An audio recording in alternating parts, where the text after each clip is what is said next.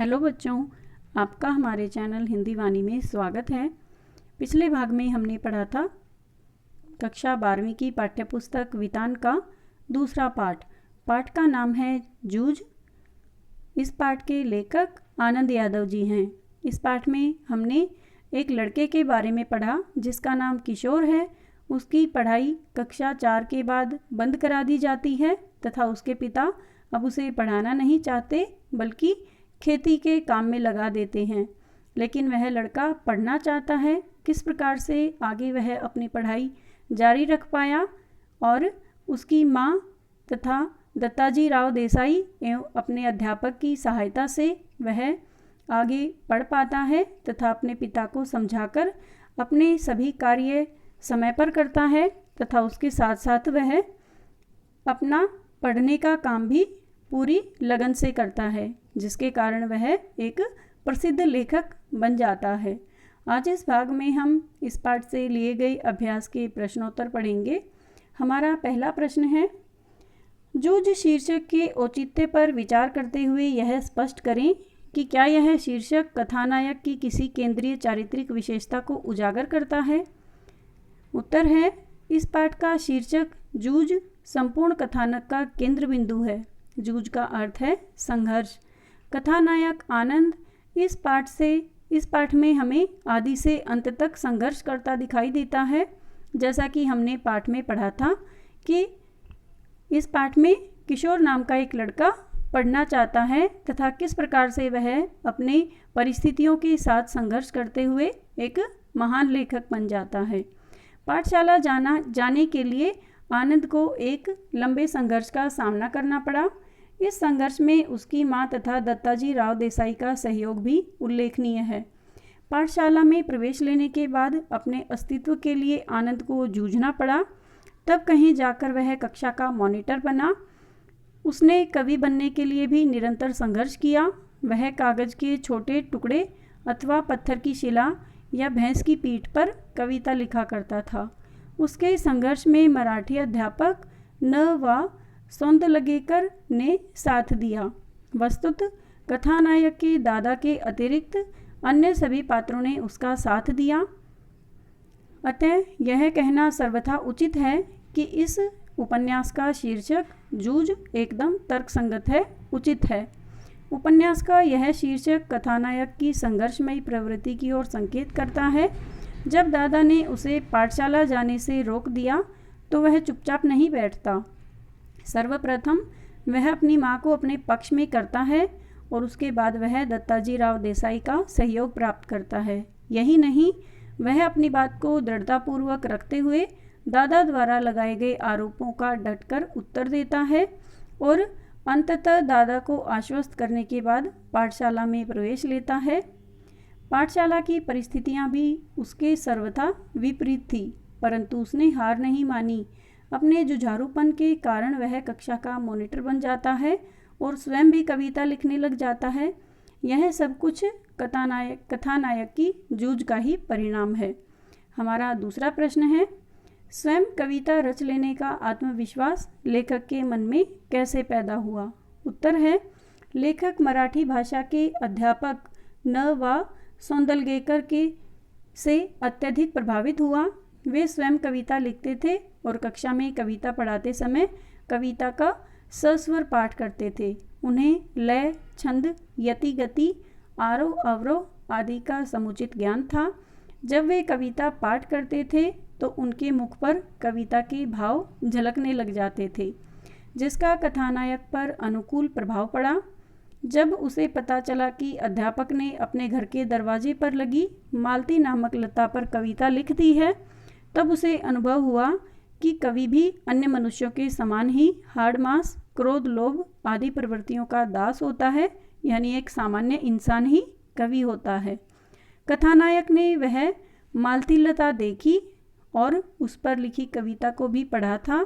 इसके बाद उसे यह महसूस हुआ कि वह अपने गांव, खेत तथा आसपास के अनेक दृश्यों पर स्वयं कविता लिख सकता है। शीघ्र ही वह तुकबंदी करने लगा और अध्यापक ने भी उसका उत्साह बढ़ाया। अध्यापक के सहयोग से उसे 6ठी 7वीं के विद्यार्थियों के सामने कविता पाठ करने का मौका मिला। यही नहीं, उसने विद्यालय के एक समारोह में कविता का गान भी किया।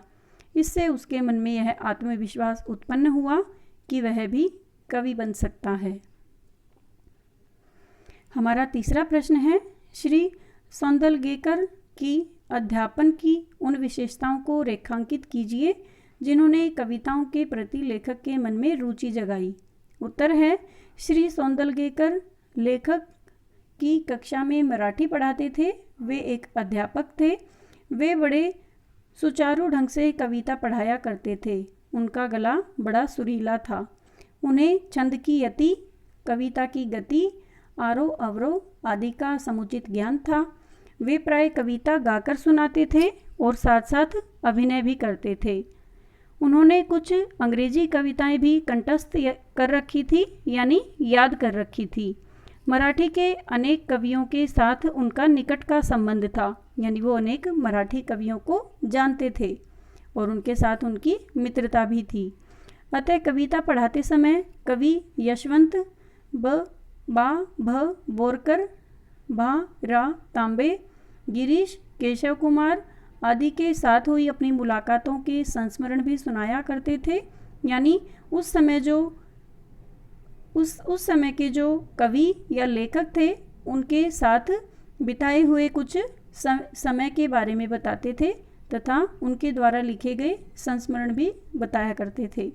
कभी कभी स्वरचित कविता को कक्षा में भी सुनाते थे, यानी अध्यापक सौंदलगेकर खुद की लिखी हुई कविता भी कक्षा में बच्चों को सुनाते थे।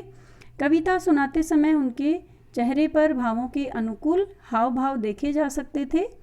श्री सौंदलगेकर ने लेखक की तुकबंदी का अनेक बार संशोधन किया, यानी जब लेखक ने कुछ लिखा तो उन्होंने उसका संशोधन किया, उसमें कुछ जो गलतियां होती उन्हें ठीक किया और बार बार उसे प्रोत्साहित भी किया ताकि वह आगे भी और अधिक अच्छी कविताएं लिखने का प्रयास करता रहे। वे लेखक को यह बताते थे कि कविता की भाषा कैसी होनी चाहिए, संस्कृत भाषा का प्रयोग कविता के लिए किस प्रकार होता है और छंद की जाति कैसे पहचानी जाती है। यही नहीं, उन्होंने लेखक को अलंकार का ज्ञान से भी परिचित करवाया और शुद्ध लेखन पर भी बल दिया। वे कभी कभी लेखक को पुस्तकें तथा कविता संग्रह भी देते थे। इस प्रकार सौंदलगेकर कथानायक को कविता लिखने के लिए हमेशा प्रोत्साहित करते रहे और लेखक भी कविता लेखन में रुचि लेने लगा।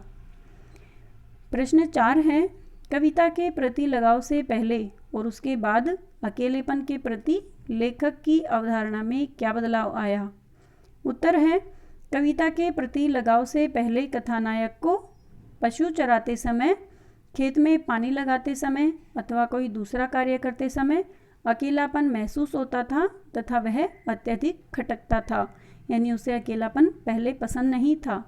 यही नहीं, किसी के साथ बातचीत करना, गपशप करना, हंसी मजाक करना भी उसे पहले अच्छा लगता था, परंतु जब कविता के प्रति लगाव उत्पन्न हो गया तब उसे अकेलापन नहीं खटका।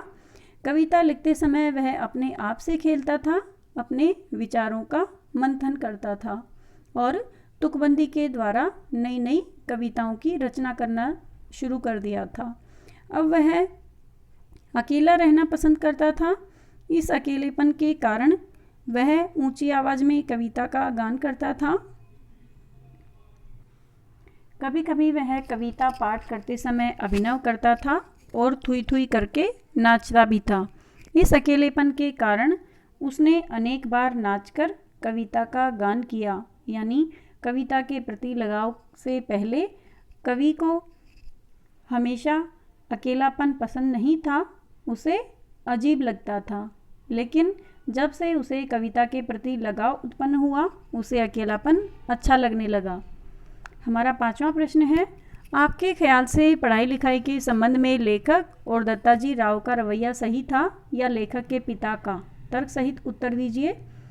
उत्तर है, हमारे विचार में पढ़ाई लिखाई के संबंध में दत्ताजी राव का रवैया बिल्कुल सही था और लेखक के पिता का रवैया गलत था।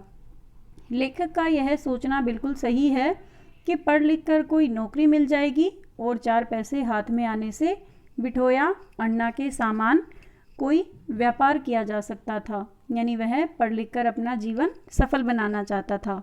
उसका सोचना यह भी सही था कि जन्म भर खेत में काम करने से कुछ भी नहीं हाथ लगेगा। इसी प्रकार दत्ताजी राव का रवैया बिल्कुल सही कहा जा सकता है।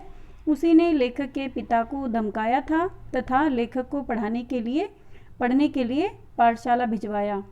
लेखक के पिता का यह कहना कि तेरे ऊपर पढ़ने का भूत सवार हुआ है, मुझे मालूम है बालिस्टर नहीं होने वाला है तू, यह सर्वथा अनुचित है, परंतु आज के हालात को देखते हुए आज का पढ़ा लिखा व्यक्ति वैज्ञानिक ढंग से खेती करके अच्छे पैसे कमा सकता है और समाज के निर्माण में समुचित योगदान दे सकता है। यानी यह आवश्यक नहीं कि कोई किसान यदि है तो उसे पढ़ना लिखना नहीं चाहिए, बल्कि पढ़ लिखने के बाद या अच्छी शिक्षा प्राप्त करने के बाद वह अपनी खेती का कार्य भी नई तकनीक की सहायता से या अपने ज्ञान के सहायता से और अच्छे तरह से कर सकता है और अपनी खेती का जो तरीका है उसे सुधार कर अच्छी पैदावार प्राप्त कर सकता है। यानी ज्ञान या पढ़ाई लिखाई जो है वो हमारे जीवन में हर क्षेत्र में काम आती है तथा उससे हमारी तरक्की ही होती है, कोई नुकसान नहीं होता। प्रश्न 6, दत्ताजी राव से पिता पर दबाव डलवाने के लिए लेखक और उसकी माँ को एक झूठ का सहारा लेना पड़ा। यदि झूठ का सहारा न लेना पड़ता तो आगे का घटनाक्रम क्या होता, अनुमान लगाएं। उत्तर है, कथानायक और उसकी माँ दत्ताजी राव के पास इसलिए गए थे ताकि वे लेखक के पिता पर दबाव डालकर लेखक को पाठशाला भिजवाया जा सके। उठते समय माँ ने दत्ताजी राव से कहा था कि हमने यहाँ आकर ये सभी बातें कही हैं, यह मत बता देना, नहीं तो हम दोनों की खैर नहीं। यानी उनके ऊपर उनके पिता का बहुत अधिक डर था, भय था, वो बहुत अधिक डरते भी थे। माँ अकेली साग भाजी देने गई थी, यह बता देंगे तो अच्छा होगा। ऐसा ही झूठ लेखक की माँ ने अपने पति से बोला और उसे दत्ताजी राव के यहाँ मिलने के लिए भेज दिया। यदि लेखक की माँ यह झूठ नहीं बोलती तो लेखक के दादा यानी उनके पिता बहुत अधिक नाराज़ हो जाते और माँ बेटे की खूब पिटाई करते। दत्ताजी राव को इस बात का पता नहीं चलता कि लेखक का पिता स्वयं अय्याशी करने के लिए बेटे को खेत में झोंके हुए है, यानी स्वयं वह आराम से रहता है तथा अपने बेटे से काम करवाता है, उसे पढ़ने नहीं देता। इस प्रकार लेखक ने यह झूठ न बोला होता और अपने पिता को बुलाने आया हूँ, उन्होंने अभी खाना नहीं खाया है, तब लेखक वहाँ जा नहीं पाता और उनके पिता लेखक पर झूठे आरोप लगाकर दत्ताजी राव को चुप करा देता है। यदि माँ बेटे यह झूठ न बोलते तो इसका दुष्परिणाम यह होता कि लेखक जीवन भर पढ़ाई नहीं कर पाता और कोल्हू के बैल की तरह खेती में पिसता रहता। कहने का भाव यह है कि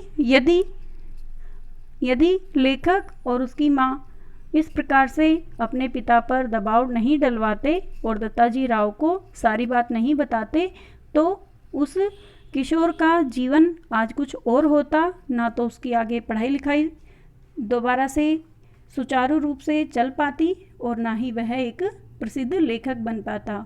इसलिए कई बार हमें कोई अच्छा कार्य करने के लिए यदि थोड़ा सा झूठ बोलना होता है तो वह भी पुण्य के समान ही होता है, उसमें कोई बुराई नहीं होती। उम्मीद है बच्चों आपको अभ्यास के ये प्रश्नोत्तर समझ में आ गए होंगे। यदि आपको यह वीडियो अच्छा लगा तो आप इसे अपने दोस्तों के साथ ज़रूर शेयर करें। यदि कोई सुझाव है तो आप हमें कमेंट करके ज़रूर बताएं। धन्यवाद।